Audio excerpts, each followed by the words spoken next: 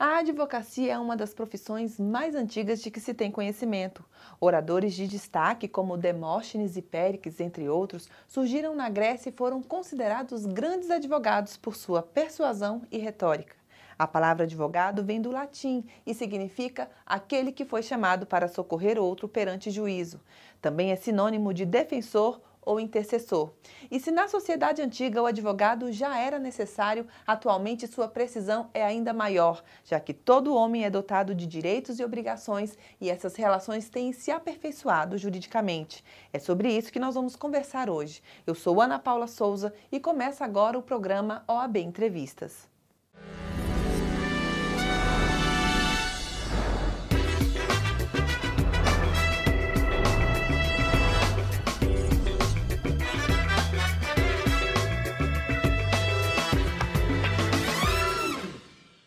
Assim como o juiz, o promotor e o defensor público, o advogado é um dos operadores do direito.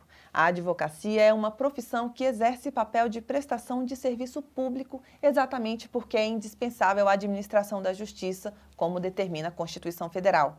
E para falar dessa importância, nós convidamos hoje o conselheiro do CNJ, Dr. André Godinho, que é oriundo da advocacia, para conversar conosco hoje. Dr. André, seja bem-vindo. Muito obrigado, Ana Paula. É um prazer estar novamente aqui na TV OAB, que tem uma importante difusão, especialmente pela TV Justiça, tratando de um tema tão importante, que é a participação da advocacia no Conselho Nacional de Justiça e no Poder Judiciário de um modo geral.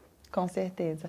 Doutor André, vamos começar falando sobre a importância social do advogado, porque embora ele desempenhe, na maioria das vezes, sua função defendendo um cliente que precisou dos seus serviços para ingressar na justiça, ele tem um papel social super relevante, porque ele defende o cidadão, ele está a serviço da sociedade. Essa participação do advogado, essa participação social do advogado, ela completa a aplicação do direito? Com certeza, Ana Paula. Me permita até, e todos os telespectadores da TV OAB, através da TV Justiça, destacar inicialmente o artigo 133 da Constituição Federal. Nossa Constituição Federal está completando agora, em 2018, 30 anos. E não é à toa, Ana Paula, que ela tem um papel destacado para a advocacia. A advocacia foi fundamental no processo de redemocratização do país, participou amplamente, com muita resistência das lutas democráticas, especialmente no enfrentamento da ditadura militar e de todos os cerceamentos das garantias e liberdades individuais. E foi assim que o legislador constituinte teve a sensibilidade de botar um artigo específico dizendo que o advogado é indispensável à administração da justiça. Ele, na sua atividade privada, ele exerce mundos público. Ele tem uma importância salutar para defender o Estado de Direito, as garantias individuais, e é por isso que a advocacia é fundamental. Perceba que você está me fazendo uma pergunta muito interessante sobre a participação do advogado no sistema de justiça. Muito mais do que a atuação dele em cada processo, é importante destacar que o advogado é partícipe da administração da justiça. Ele faz parte do Poder Judiciário, tanto assim que o próprio Conselho Nacional de Justiça, no ano de 2014, teve uma importante decisão garantindo que as salas de advogado nos fóruns, todos os advogados e a Ordem dos Advogados do Brasil tem garantia também de ter salas de advogados em todos os tribunais do país, porque é ali que o advogado exerce sua profissão. Inclusive, esse trabalho, essa atuação do CNJ é importantíssimo. O CNJ ele foi criado com a emenda 45, né, de 2004, e tem justamente essa função de fiscalização, né, do Poder Judiciário e tem feito algumas ações, algumas decisões que têm, de certa forma, direcionado o trabalho do advogado para que ele trabalhe de forma sem esse cerceamento, sem essas dificuldades que geralmente acontecem, né? Qual tem sido o posicionamento do CNJ em relação às prerrogativas da advocacia? Eu vou lhe responder, Ana Paula, e destacando, inclusive, que o Conselho Nacional de Justiça é um antigo anseio da advocacia brasileira. A OAB foi uma das principais entidades a lutar, a pleitear o controle externo do Poder Judiciário. Na verdade, o nosso Conselho Nacional de Justiça não é um órgão externo do Poder Judiciário, como foi reconhecido na Emenda Constitucional 45 de 2004, e bem como diversas decisões do Supremo Tribunal Federal reconhece como órgão do Poder Judiciário. que tem um poder de fiscalização de todo o Judiciário Nacional, uma função correcional, concorrente com os tribunais locais, e tem ainda a importante função de administração do Poder Judiciário, tanto do aspecto de gestão de pessoas, como da questão financeira, orçamento, enfim, do Poder Judiciário Nacional. E são diversas as decisões que o Conselho Nacional de Justiça tem tomado, adotado em favor da advocacia brasileira. Me permita dizer de algumas. Por exemplo, expedição de alvará em nome do próprio advogado. Nós temos diversos precedentes, talvez um dos mais importantes, o do conselheiro Adonis Araújo de Sá, em 2009, que garante que é direito do advogado receber o alvará em nome próprio.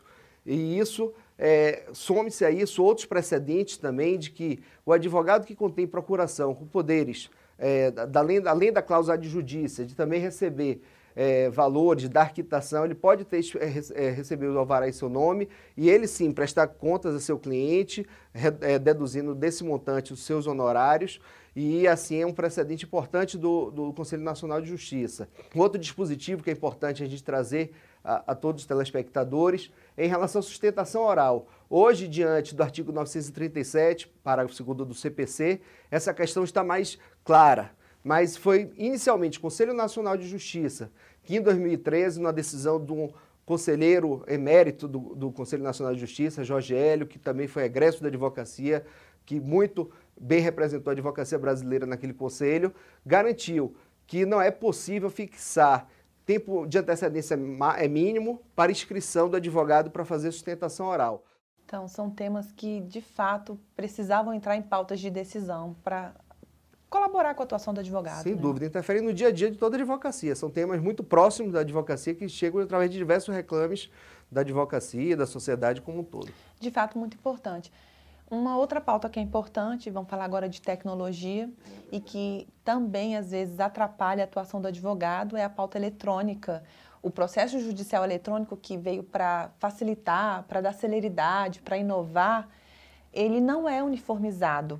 Eu já participei de diversos eventos da OAB que tratam sobre esse tema e descobri uma coisa que eu jamais achei que poderia acontecer. Na Bahia, por exemplo, existem mais de 11 plataformas de processo judicial eletrônico. Dependendo do tipo de justiça ou do órgão que você vai, é um sistema, é um software. E são mais de 11. E isso dificulta bastante o trabalho do advogado, porque às vezes você precisa saber mais de uma ferramenta para fazer a mesma coisa, para peticionar, para protocolar ali eletronicamente. O CNJ, ele é responsável pelo sistema, juntamente com os tribunais, eles trabalham juntos pela automação do Poder Judiciário. Qual a melhor estratégia? O que o CNJ precisa fazer para que esses problemas terminem? Recentemente, o presidente nacional da OAB, Cláudio Lamáquia, ele falou que para um advogado conseguir peticionar por meio do PJE, ele precisa de uma nova graduação na área de informática. De tão complexo que o sistema é. É desse jeito mesmo? Por que o CNJ tem que fazer para que o processo judicial eletrônico facilite o processo, ao invés de dificultar o trabalho do advogado? Nosso presidente Cláudio Lamáquia, sem dúvida, é um dos melhores interlocutores, o mais habilitado para poder falar em nome da advocacia brasileira. Ele bem sabe dos reclames de toda a advocacia nacional, como presidente atuante, que corre todos os estados da federação, as diversas subseções do nosso país. Sou testemunha disso antes de ir para o Conselho Nacional de Justiça. Tive 2 mandatos aqui de conselheiro federal e vejo essa luta histórica da advocacia pela uniformização de sistemas. Me parece, Ana Paula, que lutar contra o processo eletrônico seria até fora do rumo da realidade. Só para que você tenha ideia, hoje 70% dos processos novos já são digitais. Perceba, 70% dos novos processos são digitais. E o PJE, o Processo Judicial Eletrônico, é o sistema escolhido pelo Conselho Nacional de Justiça, através da Resolução 185, para que tramitem todos os processos por essa plataforma. A gente sabe da dificuldade diante da chamada autonomia dos tribunais, a resistência que os tribunais têm de fazer mudança nesses sistemas, de adotar esse processo judicial eletrônico. O Conselho Nacional de Justiça já fixou vários prazos, existem alguns estados que são muito muito resistentes a essa mudança do sistema, até porque a advocacia local muitas vezes acontece de preferir aquele sistema anterior, mas certo é que para um advogado realmente atuar em diversos ramos da justiça, ainda mais se ele atua em diversos estados da federação, ele se vê diante de uma dificuldade enorme, até porque alguns sistemas desses para funcionar, você precisa de atualizações de Java, de outros programas que dão suporte a esse processo eletrônico, e que, se ele não está instalado, às vezes ele é conflitante com o sistema que se apresenta. Então, o Conselho Nacional de Justiça e o Conselho Federal do AB chegou em um determinado momento a definir que trabalharia em cima do escritório virtual. Foi uma pauta da gestão passada, inclusive, trabalhar em cima desse sistema. Mas isso não avançou de modo satisfatório, não houve adesão de todos os tribunais, de modo a que uma única plataforma servisse de acesso a essas diversas ferramentas. Sem dúvida, é um trabalho nosso, como eu disse, 70% dos processos são digitais, então retrocesso para isso não acredito que seja possível, não deve ser buscado, mas temos sim que fazer diversas frentes para que o processo seja uniforme. Então é possível, como eu estou te dizendo, trabalharmos em prol da evolução do processo eletrônico diante das necessidades da advocacia e de toda a cidadania brasileira. Então ainda tem que existir muito diálogo para que chegue-se a uma resolução desse problema, né? Eu não tenho a menor dúvida que o melhor dos cenários sempre é o consenso, é ouvir a advocacia, ouvir o Ministério Público, Defensoria Pública, a própria magistratura, serventuários. É através desse diálogo construtivo, no qual o Conselho Nacional de Justiça tem tido efetivamente um papel de grande importância, de suma importância, que se constrói os consensos e consegue-se, a partir daí, estabelecer as evoluções necessárias, Ana Paula. As conquistas da cidadania garantem o efetivo exercício dos direitos e garantias da sociedade. O conselheiro do CNJ, André Godinho, está conversando conosco sobre esse tema hoje. Doutor André, o CNJ ele exerce um papel de controle externo do Poder Judiciário e atua como instrumento de efetivação de conquistas do cidadão. O que o senhor pode destacar para a gente dessas conquistas? Eu posso, Ana Paula, destacar novamente, como eu tinha dito no primeiro bloco, que embora a ideia inicial fosse ser um órgão de controle externo do Poder Judiciário, o próprio Supremo, em diversos precedentes, tem entendido que o CNJ é órgão interno de controle do Poder Judiciário e tem, portanto, previsão no artigo 93 da Constituição, a função de função correcional em relação à magistratura nacional, além da função de administração orçamentária, de gestão financeira e de pessoal do Poder Judiciário. E o Conselho Nacional de Justiça, me permite até lembrar, nosso saudoso Márcio Tomás Bastos, que foi ministro, ex-presidente dessa Ordem dos Advogados do Brasil, que dizia que mais importante até do que a função correcional do Conselho Nacional de Justiça seria justamente a de sintetizar dados, ele destacava bem isso, sintetizar dados do Poder Judiciário Nacional e, a partir daí, traçar um planejamento do Poder Judiciário. E aí, dessa atuada, eu quero começar falando um pouco da atuação dele em relação à cidadania. Nós temos uma lei específica, a Lei 12.106 de 2009, que trata do Departamento de Monitorização e Fiscalização do Sistema Carcerário, o DMF, que tem também a função de cuidar das medidas socioeducativas. Essa é uma das linhas muito importantes, nós sabemos da quase falência do sistema carcerário nacional, as dificuldades inúmeras de superlotação dos presídios, que trazem muitas dificuldades para a gestão da execução, do cumprimento das penas fixadas pelo Poder Judiciário. Realmente é bem caótico. Bem difícil. E isso também é um problema, é uma discussão que não nos interessa aprofundar muito agora, mas embora as penas sejam aplicadas pelo Poder Judiciário, cabe a fiscalização do sistema carcerário ao Poder Executivo, que tem o poder de polícia efetivo e tem a estrutura governamental. Mas o Conselho Nacional de Justiça tem a função também de acompanhar, juntamente com os juízes, né, da execução penal, várias frentes em relação ao sistema de presídios. Existem vários programas também no Conselho Nacional de Justiça, como a Cidadania nos Presídios, o projeto Começar de Novo, que é de reinserção de presos, só para que você tenha ideia, das 17 mil vagas que já foram oferecidas aos presos para reinserção em empresas, 12.500 mais ou menos já foram atendidas através desse programa de Começar de Novo do Conselho Nacional de Justiça. Tem também um programa focado na saúde prisional e o Mutirão Carcerário e a Justiça Jovem, que também pensa na situação do jovem em conflito com a lei e, a partir daí, como melhor reinseri-lo à sociedade, evitar que ele venha cometer novas infrações e crimes. Então, são diversas frentes que o Conselho Nacional de Justiça atua nessa parte carcerária. Mas não é só isso. Nós temos, por exemplo, o Movimento Permanente pela Conciliação. Nós temos a Semana de Conciliação, que é amplamente difundida. Nós temos incentivo constante à mediação e à arbitragem através desse grande trabalho feito em torno da conciliação. O movimento também permanente de direito à saúde. Perceba nessa frente como é importante. Nós temos em torno de 400 mil processos tramitando no Judiciário Brasileiro que pedem ou medicamentos ou tratamentos de saúde. E o Comitê Nacional de Direito à Saúde vem trabalhando numa frente muito interessante, com um aplicativo que vai descrever, vai trazer laudos, na verdade, sobre a importância dos medicamentos ou dos tratamentos, se eles são ou não são reconhecidos pela Agência Nacional de Vigilância Sanitária, da adequação daquele medicamento, se não existe um medicamento ou tratamento similar já atendido pelo SUS, porque cerca de 8% do orçamento do SUS atualmente é consumido com decisões judiciais. Veja como é impactante as decisões judiciais nessa matéria. Então é importante monitorar o magistrado com essas informações para que ele melhor decida causas relativas à saúde.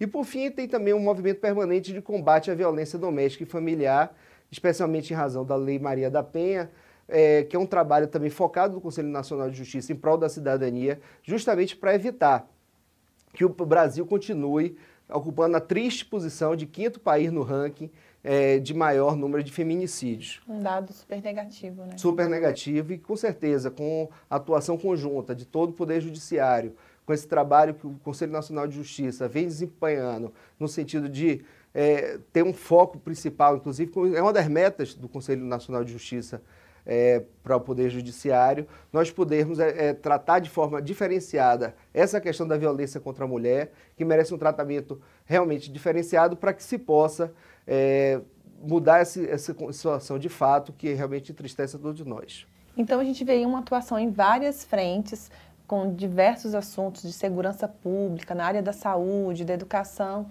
que beneficiam diretamente o cidadão, realmente é um papel fundamental do CNJ. Ah, com certeza, são muitas frentes. Aqui eu só trouxe algumas. A gente teve há cerca de 15 dias mais uma edição do Prêmio Inovare, que fala justamente da educação para a cidadania em relação às escolas de primeiro grau. São muitas frentes de trabalho. Realmente é como a Ordem dos Advogados do Brasil. O Conselho Nacional de Justiça tem portas abertas para grandes iniciativas que aproximem o judiciário do cidadão brasileiro e que consiga tornar a justiça mais próxima e mais eficaz no interesse de toda a coletividade. Muito importante isso. E o CNJ, ele, além desse trabalho direto, né, que beneficia o cidadão, tem um outro trabalho também relacionado com as metas para aprimorar o Poder Judiciário.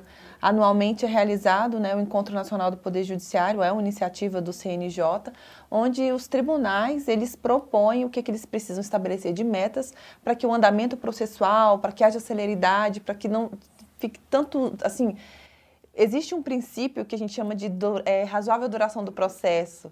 E às vezes a gente vê processos se arrastando anos e anos nas cortes brasileiras sem uma resolução, sem uma análise, né? E o CNJ, por meio do Encontro Nacional do Poder Judiciário, trabalha com o estabelecimento de metas. De que forma isso aprimora o Poder Judiciário? Ana Paula, perceba que interessante. A gente vinha falando aqui logo no bloco anterior, na pergunta anterior, do saudoso Márcio Tomás Bastos, quando ele dizia que, primeiro, a função do Poder Judiciário era sintetizar, coletar dados do Poder Judiciário Nacional, se conhecer, ter um diagnóstico do Poder Judiciário Nacional, para, a partir daí, traçar as políticas públicas em prol do melhor Poder Judiciário. E é assim que o Conselho Nacional de Justiça efetivamente vem trabalhando. Nós temos, dentro do Conselho Nacional de Justiça, um importante trabalho desenvolvido pelo Departamento de Pesquisas Judiciárias e Departamento de Gestão Estratégica, que é o Justiça em Números. O Justiça em Números vem coletando ao longo dos anos informação de todos os tribunais brasileiros sobre os 80 milhões de processos em curso, que eu te falei, um número altíssimo de processos, que a cada 100 mil habitantes nós temos 12,9 mil habitantes que possuem ações em curso. Nós temos no Brasil, Ana Paula, além do Supremo Tribunal Federal, 4 tribunais superiores, num total de 90 tribunais. Nós temos 27 tribunais de justiça, 27 tribunais eleitorais, 24 TRTs, mas temos ainda 5 tribunais regionais federais e é uma briga, inclusive, uma luta da advocacia brasileira, um aumento desses tribunais regionais federais, já existe uma demanda grande para isso, o TRF da primeira região ocupa hoje 14 estados da federação, mas sabendo das limitações, das dificuldades orçamentárias para essa implementação agora, além dos 3 tribunais militares. Então, são 90 tribunais com realidades diferentes, naturalmente, diferenças regionais, diferenças que impactam na questão do processo eletrônico, justamente pela dificuldade de banda larga, que foi o que a gente conversou há pouco tempo. Então, existem várias dificuldades inerentes a cada ramo da justiça e cada especificidade de cada estado, enfim. Para você ter ideia, fazendo frente a isso, em 2016 nós temos dados específicos de que cada juiz brasileiro, tentando fazer a sua parte para poder diminuir o acervo de processos, julgou em torno de 1.750 processos por ano, o que dá em média de dias úteis 7 processos, 7 sentenças por dia. Perceba que é um número elevado, considerando inclusive a dificuldade, muitos desses magistrados não têm sequer um assessor que auxilie nesse trabalho, mas sim, é muito importante, diante desse diagnóstico feito pelo Conselho Nacional de Justiça, o estabelecimento dessas metas. Nós tivemos agora, cerca de um mês atrás, mais um Encontro Nacional do Poder Judiciário, salvo engano, o 12º Encontro Nacional do Poder Judiciário, que decorre de 2 encontros feitos anteriormente preparatórios e foram estabelecidas as metas do Poder Judiciário. Então, a meta 1 e 2, eu vou ser muito rápido nisso, a meta 1 e 2 tratam da questão da produtividade, tentar diminuir a taxa de congestionamento, ter essa questão do incentivo permanente à conciliação. Existem matérias também que são mais sensíveis ao Poder Judiciário, por isso foram destacadas, como julgar ações de improbidade administrativa, isso é uma das metas. Impulsionar processos à execução, porque nós temos na execução dos grandes gargalos dos processos, então, depois de conferido o direito a uma das partes, nós temos a dificuldade de fazê-la ser implementada em entrega final da prestação jurisdicional, justamente pelas dificuldades, às vezes, de encontrar bens passíveis de execução, enfim. Existe também, como você também sinalizou anteriormente, ações coletivas e ações de maiores litigantes.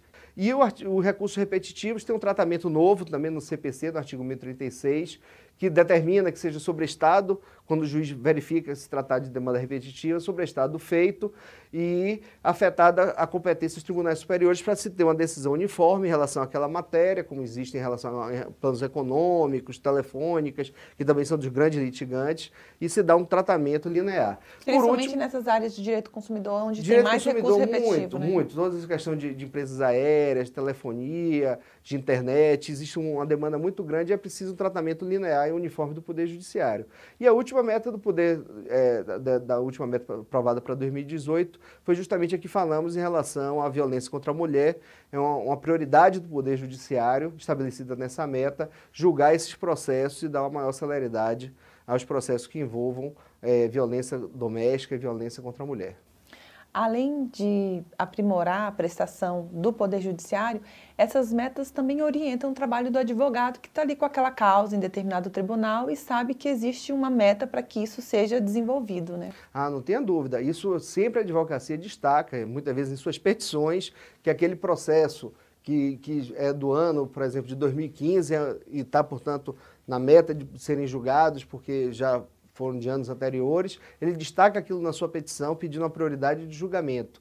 Aliás, o novo CPC também decorrente dessa história, no artigo 12, estabelece como regra que os processos devem ser julgados em ordem cronológica, salvo exceções que têm que ser destacadas. Então, temos hoje em dia até um artigo no CPC que orienta esse julgamento das causas mais antigas e dos processos conclusos por ordem de antiguidade também, de modo a ter um tratamento isonômico para todos que procuram o Poder Judiciário. O conselheiro do CNJ, André Godinho, que é o nosso entrevistado de hoje, é um exemplo disso. Ele foi indicado pelo Conselho Federal da OAB para compor o órgão. Doutor André, como é que o senhor avalia essa participação direta da OAB na indicação de membros de órgãos tão importantes como os tribunais brasileiros, como o CNJ, o CNMP? Ana, me permita registrar inicialmente a minha satisfação de, em abril desse ano, de 2017, ter sido escolhida à unanimidade pelos conselheiros federais, com apoio de todos os presidentes de seccional, de toda a diretoria do Conselho Federal, para, juntamente com o conselheiro Valdetário, representar a advocacia brasileira. Modestamente, tive uma experiência de diretor da seccional da OAB Bahia, tive 2 mandatos de conselheiro federal E me parece que todas essas nossas andanças, não só pelo estado da Bahia, mas por todo o Brasil, eu tive também a oportunidade de presidir a Comissão Nacional de Sociedade de Advogados e visitar diversas seccionais tratando especialmente desse tema, conhecer a realidade do Poder Judiciário pela ótica da advocacia. E é isso que faz toda a diferença. Um órgão que tem que ser plural, como o Conselho Nacional de Justiça, que decorre do anseio da luta histórica da advocacia, para que tenhamos um conselho que também traga a visão da sociedade civil e não só da magistratura. É muito importante termos membros da advocacia, como eu referi, eu e Valdetário neste mandato. Temos 2 membros do Ministério Público, 2 membros da sociedade civil, um representante da Câmara e um do Senado. E esse diálogo que temos nós, a importante participação no dia a dia da instituição e muito mais, de promover esse encontro constante das agendas do presidente Lamacchia, as agendas políticas de pretensões da advocacia, tanto do presidente Lamacchia, representando toda a advocacia brasileira, como da ministra Carmen Lúcia.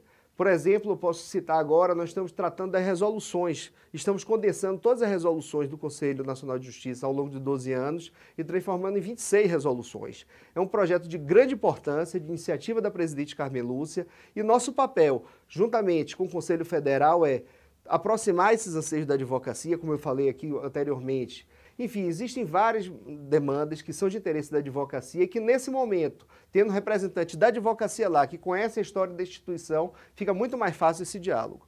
Com certeza. Doutor André, recentemente a OAB realizou, agora em novembro, a 23ª Conferência Nacional da Advocacia em São Paulo. E durante o evento, o senhor falou de uma proposta com relação à composição do CNJ. Como que foi essa discussão? Ana, foi de grande importância. Nós tivemos agora, como você disse, a maior conferência nacional, com mais de 20 mil colegas participando da Conferência Nacional. A Conferência Nacional, muito mais do que um seminário, do que um encontro, é o órgão máximo de deliberação da advocacia brasileira. E lá eu tive a satisfação de, mais uma vez, proferir palestra. E num painel que tratava da importância do Poder Judiciário, da participação da advocacia, eu trouxe aos colegas, ao final da minha exposição, a reflexão histórica do Conselho Nacional de Justiça. Como eu disse aqui, o Conselho Nacional de Justiça é uma bandeira da Ordem dos Advogados do Brasil, que traz os anseios da sociedade no sentido de ter um órgão de fiscalização e de planejamento do Poder Judiciário muito mais conectados com os anseios da sociedade civil.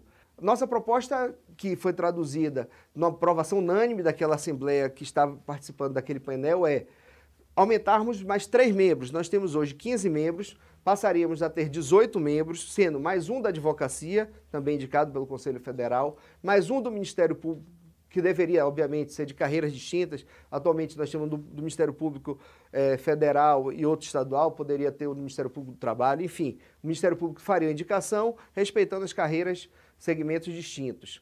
E, por fim, mais um cidadão, este sim, não indicado exclusivamente pelo Senado nem pela Câmara, mas sim pelo Congresso Nacional. As 2 casas legislativas fariam a indicação deste membro. Com isso, nós teríamos 9 membros da sociedade civil e 9 membros da magistratura. Eu acho que essa equação é importantíssima, inicialmente, para equilibrar as forças da sociedade civil e da magistratura nos debates, especialmente nos debates de proposições e divisões do Poder Judiciário.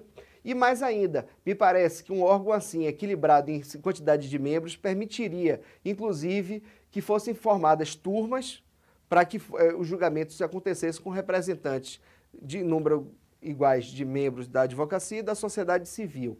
Então, essa proposta mereceu a ampla aceitação, foi unânime a aprovação pelo plenário. Nós estivemos reunidos na semana passada aqui com o presidente Lamacchia, já entregamos um ofício com essa proposição e toda a fundamentação detalhada, e ele já me garantiu que nas primeiras sessões do ano de 2018, botará essa matéria em pauta no plenário do Conselho Federal, e tenho certeza que teremos êxito aqui e encaminharemos essa proposta ao Congresso no sentido de darmos mais esta contribuição através da reflexão de estar lá no Conselho Nacional de Justiça e ver a importância dessa participação, de ampliação do órgão, no sentido de ampliar a participação da sociedade civil nos debates. Assim, é um longo caminho, né? Porque tem que ser uma proposta de emenda à Constituição para alterar a composição do CNJ. Isso. Mas, de fato, uma proposta relevante que vai equilibrar ali a composição dentro dos segmentos. Isso. Só para que não haja nenhuma dúvida, o questionamento que algumas pessoas fazem é esse número par já que seriam 9 membros da magistratura e 9 da sociedade civil, 18 membros, em relação a eventual empate em votações plenárias. Naturalmente que isso não é um problema, porque a presidente, no caso do Conselho Nacional de Justiça, atualmente a ministra Carmen Lúcia, tem o voto de Minerva. Então, em determinada matéria que houvesse, o que é muito raro, uma divisão tão paritária do plenário, seria possível um desempate através do voto de Minerva, do voto especial do presidente. O que é comum nas cortes. Exatamente, verdade. Doutor André, eu gostaria de agradecer a participação do senhor aqui conosco. Foi muito bom recebê-lo. Eu que agradeço, Ana. É realmente uma satisfação poder usar esse importante canal para poder prestar contas à advocacia brasileira, dizer que estamos no gabinete 401 do Conselho Nacional de Justiça, que fica na 514 Norte, aqui de Brasília, com nossos telefones, nossos e-mails abertos para receber todas as demandas, as dificuldades da advocacia brasileira. É realmente uma satisfação quando recebemos colegas, representantes da OAB, de seccionais, de subseções, trazendo os pleitos da advocacia e nos dão a possibilidade de efetivamente lutar pelo aprimoramento do judiciário, atendendo especialmente os reclames da advocacia. Muito bom. Muito obrigada. Eu que agradeço. E o programa de hoje termina aqui, mas você pode continuar conectado com a gente. É só acessar oab.org.br e também as redes sociais do Conselho Federal da OAB. Obrigada pela companhia e até semana que vem.